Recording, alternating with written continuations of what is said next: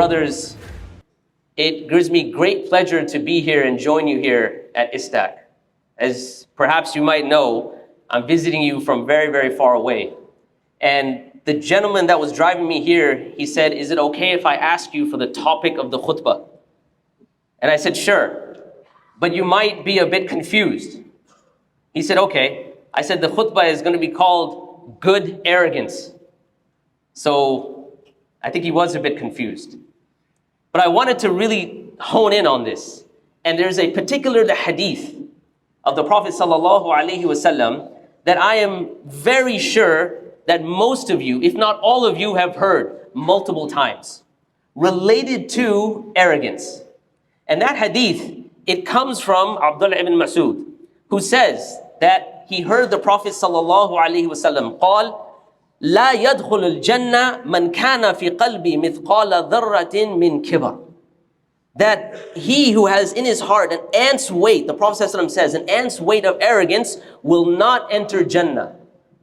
There's no Jannah for a person that has even an ant's weight. In another narration, it's the weight of a mustard seed. So I'm sure you've heard it. Now, amongst the people sitting there, there was a man who basically approaches the Prophet ﷺ or says to the Prophet ﷺ, he says, "What about a man? What about a person?" Qala, he says, "Inna rajula yuhibbu an yakunu thawbahu hasana." What about a man who likes his clothes to be beautiful and his sandals to be beautiful? And then the Prophet ﷺ responds with again another phrase that I am sure you've heard. He says, "Inna Allah jameel wa yuhibbul jamal." Indeed, Allah is beautiful and He loves beauty. But what's phenomenal about this hadith is that he immediately, where people abstract this part of the hadith and just let you be, the Prophet ﷺ continues and juxtaposes and compares beauty with arrogance by defining arrogance. He continues and says, "Al-kibar batrul haq wa ghamtun nas." Arrogance is batrul haq. It's rejecting the truth and looking down upon people. A succinct, pithy, small, easy to understand definition. And of course, I'm sure you've heard talks upon talks about arrogance. We know that, looking down upon people is something that's terrible. It's kind of at the heart of racism. It's at the heart of why Shaitan was who Shaitan was. But this other aspect of rejecting the truth, many of us think that that can't affect me. Like, I'm Muslim, so therefore I'm upon the truth. And yet there will be times, even within our own interactions with people, that we may, in essence, reject the truth. I'll give you an example. Like for those of you who are married, the last time you had a bitter argument with your spouse, and in your heart of heart, you knew you were wrong. But guess what? You kept going with the argument, right? Why? Well, this is where the Khibar comes in. Even though you may, understand that you're wrong, maybe later on you realize it after sleeping on the couch or whatever it might be. In fact, it reminds me, there was one time a couple that was having a fight like this, and it got very, very heated. So the woman, the wife, in the midst of this argument, she says to this person, she says to her husband, she says, "Wallahi, I will not speak to you until you speak to me." And the husband, responding, says, "Wallahi, I will not speak to you until you speak to me." Now, just let me preface this by saying that this conversation is happening at a time when people took their oaths seriously. Not like it is today. Today we take our oaths very, it's very superficial. "Wallahi, brother, this will happen. Uqsum billah, this will," so on and so forth. But in those days, what I'm talking about here, oaths were very serious. So of course, after this argument, they, perhaps go to their, she goes to the bedroom, he goes to the couch, whatever it is. And the next day, the man wakes up and he's in a state of nadam, right? He's in a state of regret. Man, I took this oath. And now, what do I do?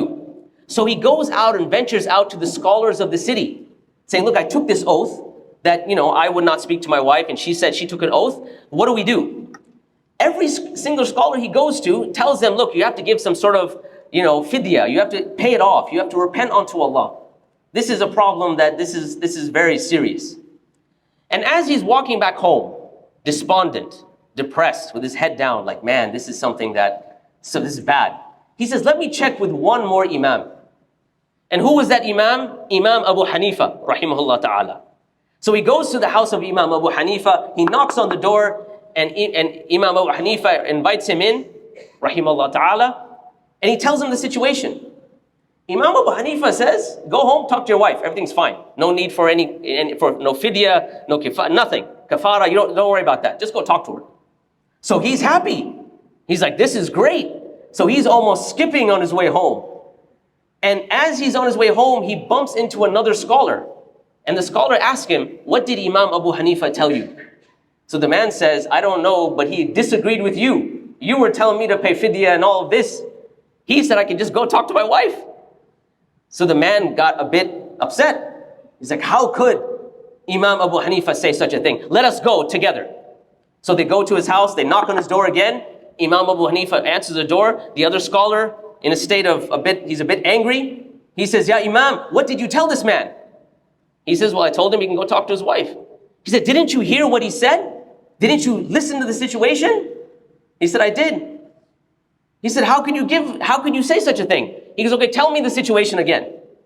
So the man says, I was in an argument with my wife. My wife said, Wallahi, I'll not speak to you until you speak to me.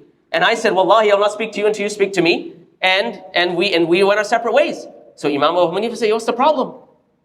She said, Wallahi, I'll not speak to you until you speak to me. He said, speaking to her, Wallahi, I'll not speak to you until you speak to me. He's fulfilled his condition and he's good. So at that moment, the other Imam says, Wallahi, this Imam, the way things come to you is just truly amazing. But my point in all of this was about this concept of arrogance, coming back to what I was speaking about. That this particular hadith, that when we look at it, it actually has a number of benefits. One of the first things is when we ask the question about what is Khibar, there's a succinct, clear definition. It's rejecting the truth and looking down upon people. But the second question that arises maybe, perhaps in somebody's mind is, why is arrogance so bad? I remember I did a talk in Canada. It was to a group of non-Muslims, and there was a questioner in the audience, and she said, isn't it quite arrogant of God to demand all of his creation to worship him? And I thought about that for a second. Because arrogance, even in the English language, it has a very strong negative connotation. But the reality is, if you look at the word kibar, if anyone is worthy of being mutakabbir, as one of the names of Allah is, it is Allah.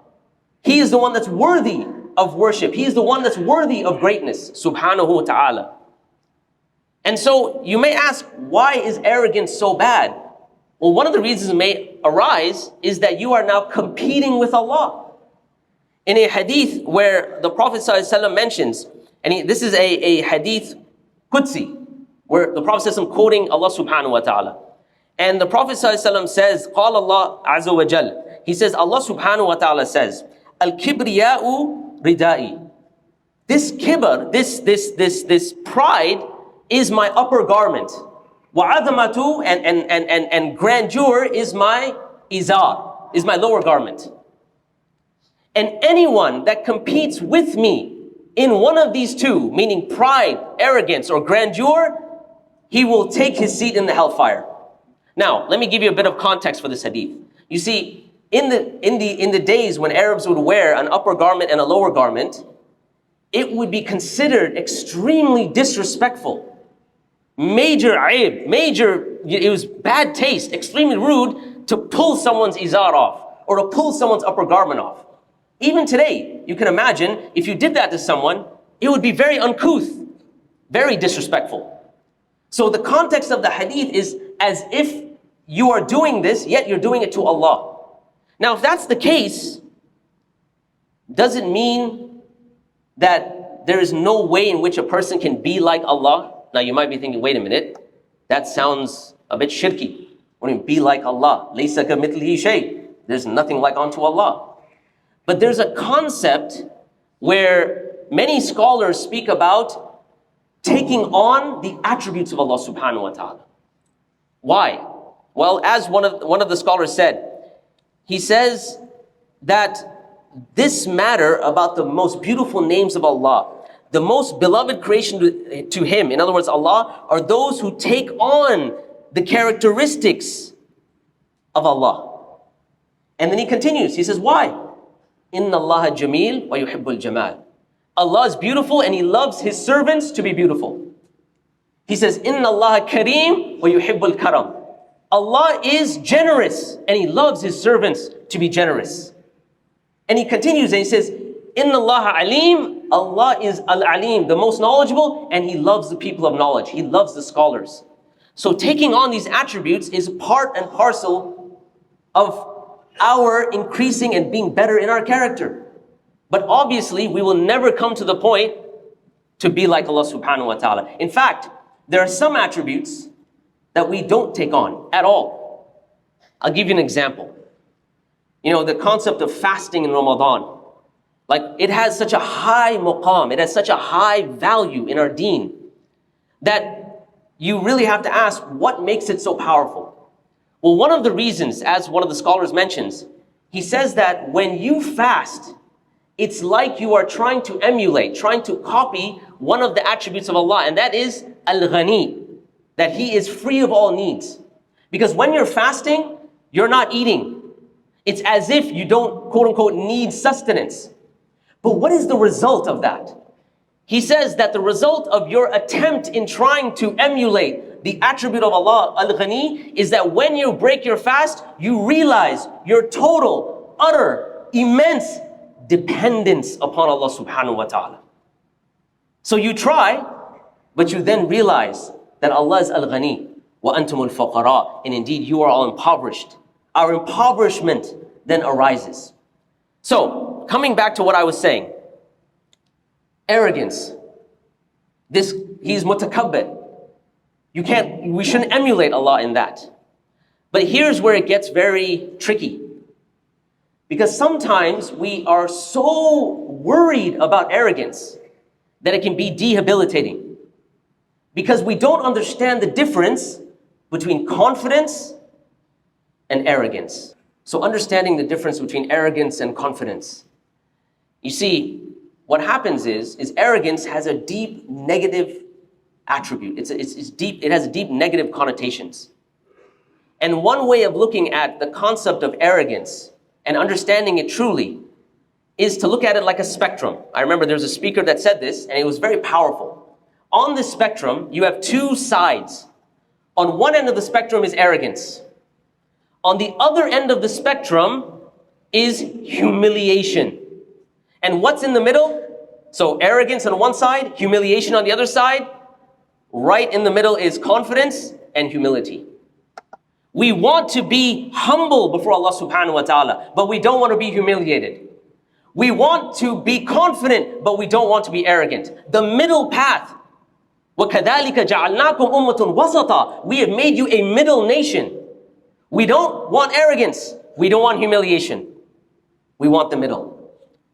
And this is something that you find in the very crux of the people of the past.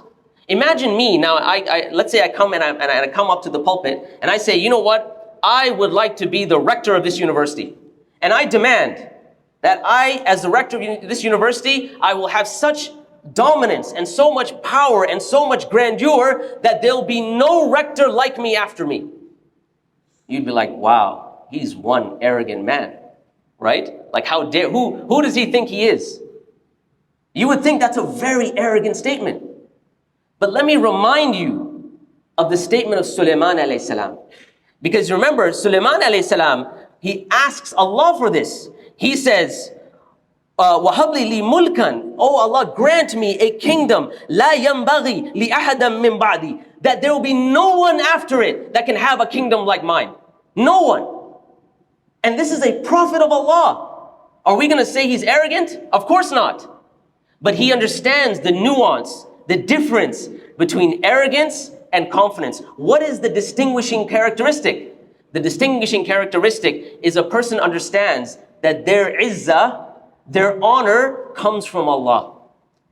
And that's why this statement that I gave you, I didn't give you the entire statement. The entire statement actually starts off with the Prophet Sulaiman AS saying, Rabbi, oh my Lord. And the point, this calling out to Allah as Rabb, the sustainer, the maintainer. In other words, the one that brought you up, the one that's responsible for everything in your life. When you say that in this intimate fashion, Rabbi, ighfirli, oh my Lord, forgive me. So he starts from a position of humbleness and humility, not humiliation, humbleness. And then he says, grant me a kingdom like that no one after me will have it. Innaka antal wahhab, and you are the one that grants these things. So understanding that our confidence doesn't come from intrinsic values within ourselves, it comes from the one who is above the seven heavens. It comes from Allah subhanahu wa ta'ala. It is this confidence that makes us an ummah that is unique. It is this confidence that allows us to go toe to toe with anyone out there to say we are upon the truth and you are upon falsehood. Confidence, not arrogance. Why? Because that izzah, that honor comes from Allah. وَلِلَّهِ الْعِزَّةِ وَلِلرَّسُولِهِ وَلِلْمُؤْمِنِينَ. All honor belongs to Allah and to His Messenger and to the believers. Without confidence, how will we take this deen to every corner of the world? How will we stand strong and say, we are people that have come with the truth, that have come with justice, and you all are upon falsehood, without sounding arrogant? It's the difference between understanding there is confidence and there's arrogance. And when you understand the difference, you avoid being humiliated and you take on the quality of humility. And you start to now vie and travel down a path that is in the middle. You know, when I mentioned the hadith that I started off with, I said that two concepts are juxtaposed. Two concepts are compared. Beauty and arrogance. And I think that's very profound. Why? Because your beauty, when we talk about beauty, we're not just talking about an optical phenomenon, meaning that you see something that's beautiful. That's there. But beauty under the Islamic ethic is one that's external and internal. You have beauty in your khalq and your khuluq, internally and externally. And therefore, this beauty signifies this concept of being someone who is upright in character, who is humble before Allah, but confident when speaking about Allah. And that becomes an aspect of beauty. Understanding Khibar, batrul haq wa ghamtun nas. And understanding inna Allah jameel wa yuhibbul jamal. Allah loves beauty, beauty of character, beauty of dress, beauty of being confident as well. So I ask Allah subhanahu wa ta'ala to make us amongst people who are confident and not arrogant. I ask Allah subhanahu wa ta'ala to make us people who are humble and not humiliated. I ask Allah subhanahu wa ta'ala to give us all the tawfiq to act upon anything of goodness that was said in this khutbah. I ask Allah subhanahu wa ta'ala to bring relief to our brothers and sisters in Palestine and anywhere where the Muslims are suffering. I ask Allah subhanahu wa ta'ala to bring anyone that's going through any hardship, relief in your financial affairs, in your familial affairs, in any affairs that you're going through any sort of hardship. Oh Allah, bring relief to the Muslims. I ask Allah subhanahu wa ta'ala finally to bring barakah upon this grand institution. And I'll just end on this, and this is as follows. You may think that you're here at ISTAC and you don't think much about it, but you are at an institute that I'm telling you, halfway across the world, in a place like the United States, they are looking towards people that are coming out of this institute to lead the ummah. You may not think it. Believe me, that's what they're looking at. They're looking for Muslims that are coming out of this institute that are not only confident, but humble. They're looking for people that are coming out of this institute that are not only powerful, but empowering, that they empower others. And so I ask Allah subhanahu wa ta'ala to bless ISTAC and bless the university in totality. رَبَّنَا آتِنَا فِي الدُّنْيَا حَسَنَةً وَفِي الْآخِرَةِ حَسَنَةً وَقِنَا عَذَابَ النَّارِ رَبَّنَا لَا تُزِغْ قُلُوبَنَا بَعْدَ إِذْ هَدَيْتَنَا وَهَبْ لَنَا مِن لَّدُنكَ رَحْمَةً إِنَّكَ أَنتَ الْوَهَّابُ عِبَادَ اللَّهِ إِنَّ اللَّهَ وَمَلَائِكَتَهُ يُصَلُّونَ عَلَى النَّبِيِّ يَا أَيُّهَا الَّذِينَ آمَنُوا صَلُّوا عَلَيْهِ وَسَلِّمُوا تَسْلِيمًا اللهم صل على محمد وعلى آل محمد كما صليت على إبراهيم وعلى آل إبراهيم إنك حميد مجيد أقيموا الصلاة